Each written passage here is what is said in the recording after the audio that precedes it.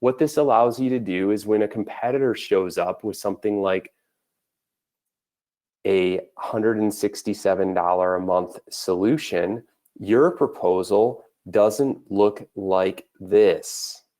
If your proposal looks like an opaque box that's $214 a solution, your client isn't going to move forward with you. They're going to choose them, even if you explain the difference. And I know you're thinking to yourself, but I'm really good at explaining why we're better than our competitor. That's great. I'm sure you're perfect at it. But here's the problem.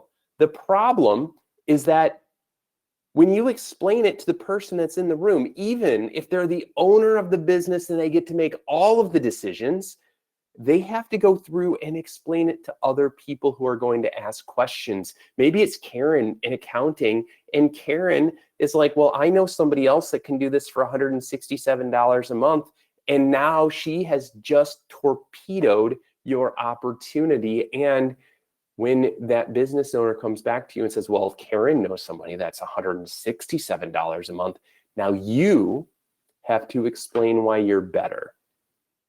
And explaining why you're better is called selling. And you know what? I hate to say this, but nobody likes to be sold to. So don't do it this way.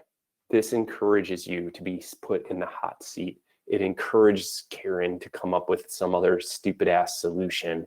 And it encourages you to have to go back and actually try to sell. So here's what we're doing. This is what we're seeing work really well. You're going to take your competitor and you're going to tell them to go screw themselves with their wait to be asked and you have to buy this next solution, and you're going to bring your solution to the table. Your solution is going to be made up of 5 different components. It's going to have a recurring third-party assessment, CyberWatch. It's going to have basic IT services, maybe foundational IT or something like this. It's going to have advanced security. It's going to have cyber liability guard, and it's going to have vCISO services. And then when you sit down with that prospect and you provide them your statement of work, you're going to recommend just the pieces they need. So what is in your statement of work? Now that you know that this is what it's going to look like, what is actually in it? Well, it's going to have the deliverables that they get to get started. It's going to have the deliverables that provide them with basic secure IT foundation. It's going to have the deliverables that provide them with the advanced security solution that you're going to recommend to them because you know that they need it. It's going to have the deliverables that let them outsource compliance with regulatory mandates, and it's going to have the deliverables a true CISO delivers to the executive team.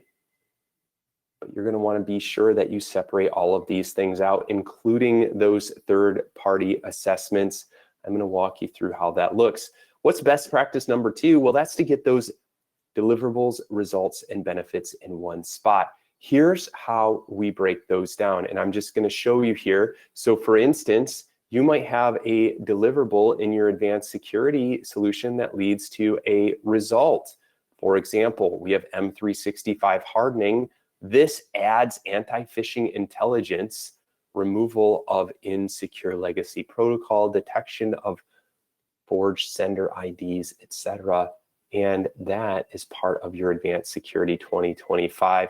And the benefits reduces financial, operational, and reputational risk, significantly minimize window of opportunities for attackers who penetrate perimeter defenses, enhances defense against insider threats, protects customer supply chains, partners, and others more effectively, fulfills requirements for superior cyber insurance coverage, and makes security best practices easier for employees.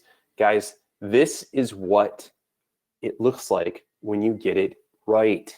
This is what it looks like when you have each of the different deliverables with the results and you combine all of those into emotional benefits. Best practice number 3 is use language specific to your prospect and their vertical. So for instance, if you're talking to somebody in healthcare, mention HIPAA. right? So if you're talking to somebody in healthcare, say patient data versus PII. If you're talking to somebody in healthcare, mention that you're going to be working with the interfaces, which is what they call different connections to different organizations. Use their words. And if you're talking to accountants, mention FTC safeguards. Use the words in their industries. And this is really, really important. Now, to recap, you're going to segment your statement of work. You're going to have 3 different documents. You're going to emphasize the benefits. You're going to present one document at a time, and you're going to have customized language depending on who that is. So I want you to take a minute right now, and I want you to log into the portal. Even if you've already gotten a copy of our statement of work, even if you've done a number of these things, do me a huge favor, log into the portal. When you log in, you're going to see a screen that looks like this. Over on the left-hand side, you'll have a bunch of buttons. I'm going to have you click the little arrow at the top, and that's going to open those up so you can type, and you're going to type in sales. Once you type in sales, you'll see sales library. In that sales library, about a quarter of the way down, you'll see break master plan. We are going to spend a couple of minutes walking through that, and I want you to go grab a new copy. We updated this for 2025. You absolutely need to grab a new copy because there's some big changes that make this much more effective. While we're waiting for people to do that, Aiden, what do we have for questions? Do we have anything out there that we need to dig into? Yeah, let's see what we got. We got a few questions when we're going over that discussion earlier. And one of the interesting ones actually came from Bob, the doctor over there in California. And he said, should the statement of work be called the statement of recommendations instead? I thought that was an interesting question there. Bob, call it the statement of work. And here's why. Because you're going to take that statement of work and you're going to bring the entire thing with you. Okay? I don't want you to treat this like you're giving them the recommendations ready to go. Your quote will just have the things that you're recommending on it, but you want your statement of work to have everything. And the reason for that is because just like when you're at McDonald's, you want them to know that you offer some of these solutions that you may not be recommending at the moment, and they may want them anyway.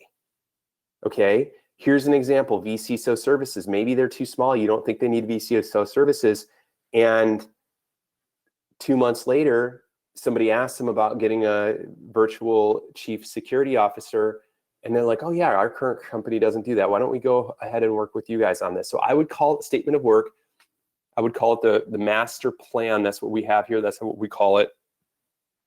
And I would use this document as published. And I would include all of the things, not just what you're recommending in those findings. And even if it's a client and you're only recommending advanced security and basic IT services with third-party assessments or something, still show them that you do the compliance, show them that you do the vCISO services, make sure they understand and walk away with that document that has it all built into it. Great question, Aiden, great question. What else you got? Got a question from Steven. I feel like a lot of people might be in the same position with some of their existing clients. They're stuck, or they're not stuck, they're still doing that existing break fix. They're that managed IT. They're in that position right now. So how do they manage this process with those clients? Okay, so I need some clarification, Aiden. I'm sorry.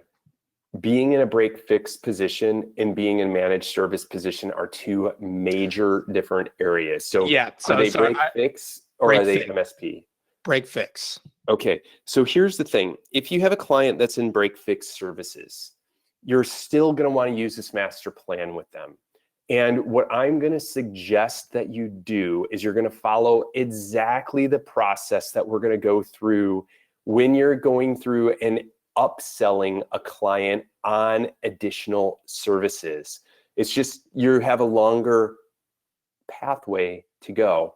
And we'll be going deep into that. But the key here is you're going to just follow the exact same process with them.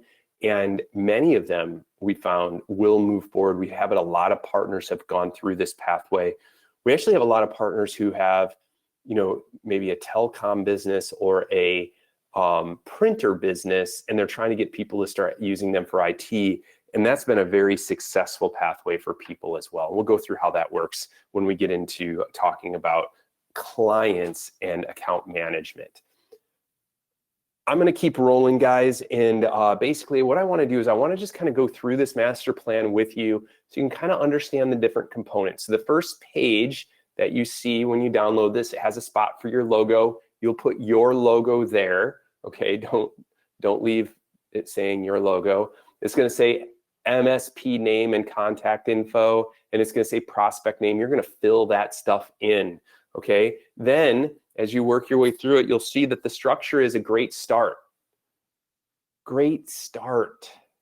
What the hell is that? Well, it's how you kick things off with a new client, or maybe it's how you kick things off with one of those break fix clients. And then you have secure IT foundation. What is that? That's your basic services. You have advanced security 2025, cyber liability guard. What the hell? Folks, what we found is you should really consider rebranding your compliance as a service, no matter what it is for. If it's for HIPAA, FTC safeguards, CMMC, I don't give a shit. Rebrand it, call it cyber liability guard. We've seen this work very, very well for our partners. And if you've already kind of bundled together some sort of compliance in your advanced security 2025, this allows you to pull it out. So very, very effective there. vCISO services also are going to be part of a recommendation. So as we dig in, we have the great start. What is a great start? Guys, the great start is onboarding. Now I want you to look at what we're doing when we onboard. We're CVE, discovery and remediation, privileged account review, PII scan, roles and responsibilities, communication workflow. Can you get this done in under 7 days? Hell yeah, you can. And can you charge for it? Yes, you can. But here's the key. I'm not calling it onboarding. People don't like to pay for onboarding. People do like to pay for stabilization or a great start. And it goes through and it talks about what you're doing. You're launching the RIC master plan with a healthy, stabilized computing environment, preventing confusion, chaos, and stress during the initial RIC rollout. And you're directing rapid migration of the highest risks, mitigation of the highest risk vulnerabilities. Folks, this is an onboarding that you can do in under 7 days. We're calling it a great start because that conveys value. And we have partners that charge between 1 and 1.5 months of services to get here, but don't just make it 1 month service if you're going to do that. So for instance, if it's a new client, it's $3,000 a month is their spend, then make this like $3,200. So it's clear that it's a little bit more than a month's service. The next thing you're going to have is you're going to have the secure IT foundation. This includes endpoint maintenance, endpoint detection and response, think antivirus, Microsoft 365 management, okay, administration of user accounts, standard SharePoint configuration, backup of data up to 2,000 or 2 gigabytes. It includes cloud backups and IT support hotline, as in your help desk. Guys, this is basic IT, and what we're calling here is Secure IT Foundation. We find this to be really good to communicate the value. And if you dig into what's being offered, this provides an optimal productivity for all day, every day. It reduces exposure to technology-related risks, protects against extended business interruption and or data loss, reaps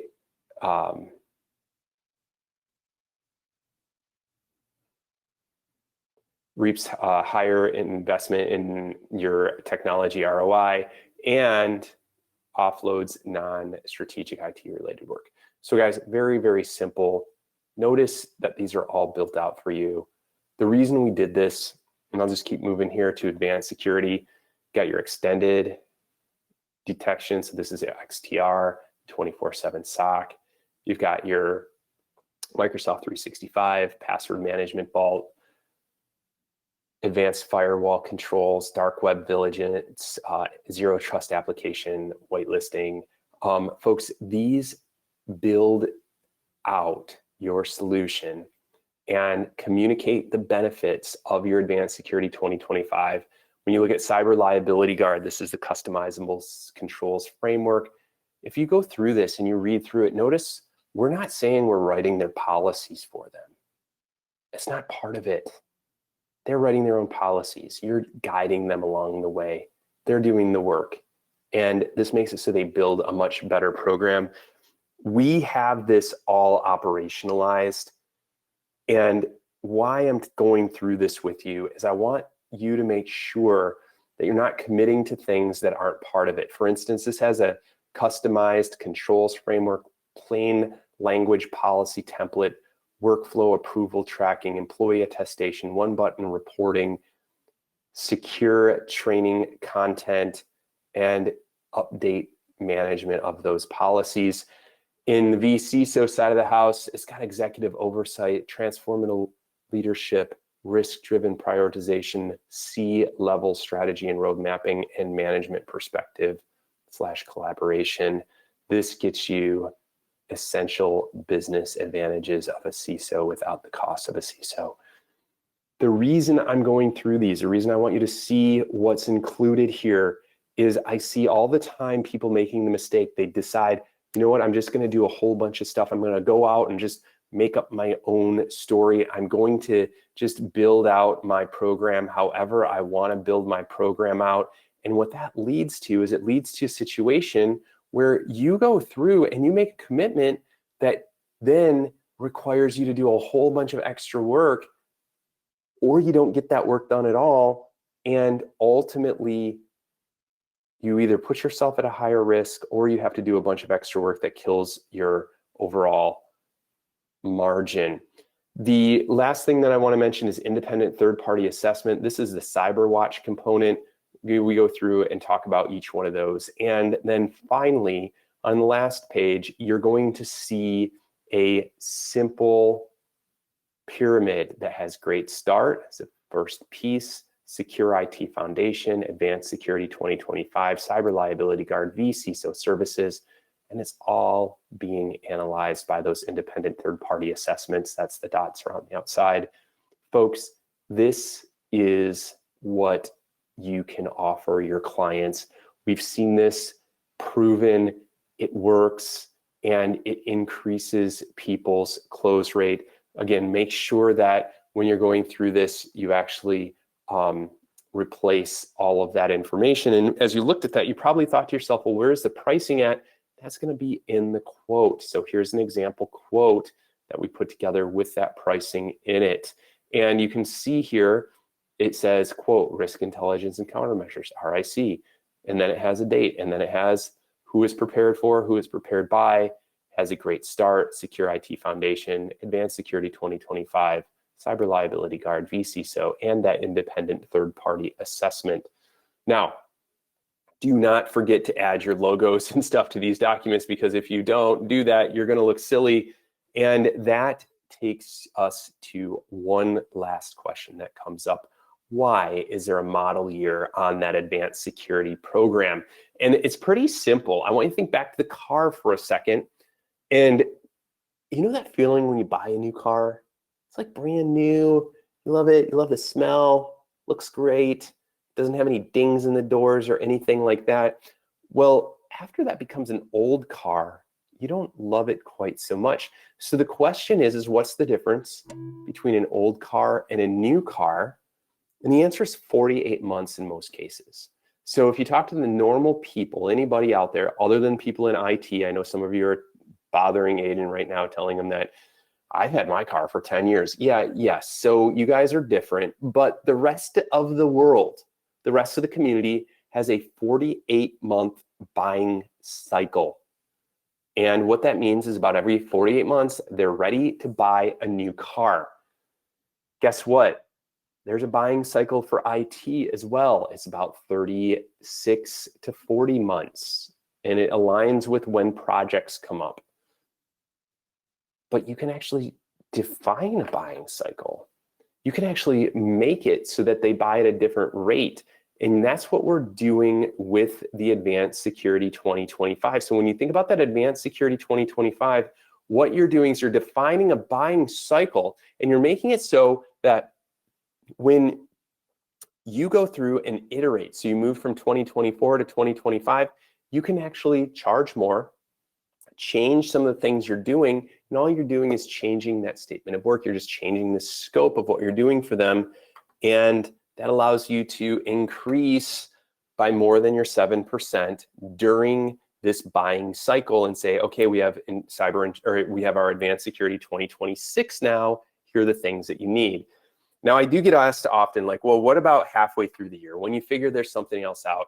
Well, you know what you can do is you can call it 2025.2, and that works pretty well. We've seen a lot of people do that, so that's an easy way to do this.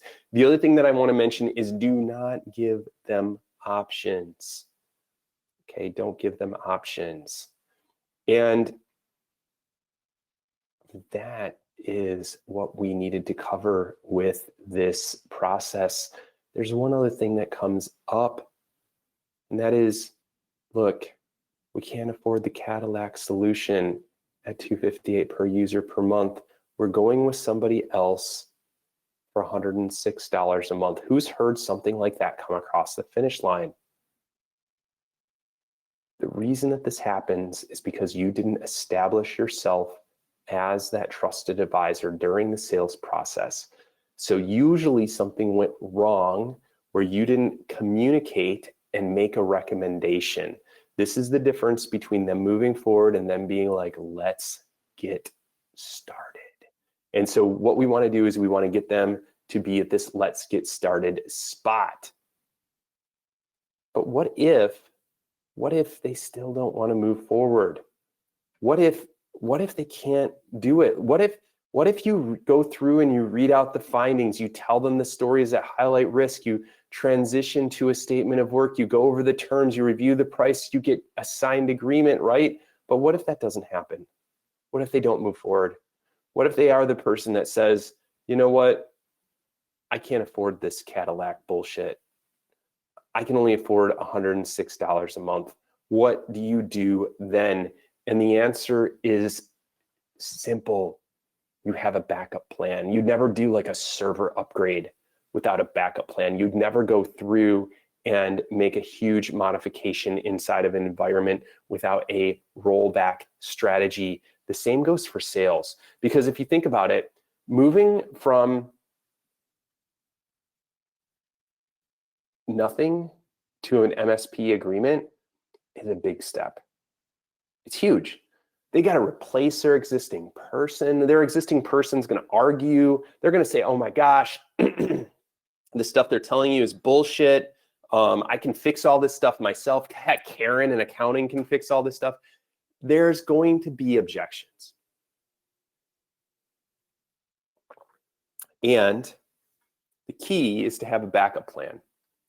And if you followed the process that I gave you, you will have a very simple, small step that they can take, which is you can say to them, you know, it sounds like you're not ready to go through and secure your environment properly. You notice how I labeled them. I kind of gave them a little bit of a push there. I said, you know, it sounds like you're not ready to get started and really address these security issues. Okay, that really creates a little bit of tension. That's on purpose. I labeled them as somebody who's not ready to get started to address their cybersecurity issues. The next thing you're going to do is you're going to give them that small step. You're going to say, you know what? Why don't we go ahead and just get a full third-party assessment of the environment? That's only X per month, right? So you've priced that as let's just go through and we'll get that analysis done. Then you start doing the readout, like you read out the full analysis. They're now paying you, they're now a client. Guess what? You find more things. Guess what? Their current provider doesn't get this stuff done. And then it's just another small step to becoming an MSP client. Guys, we have partners who rock this.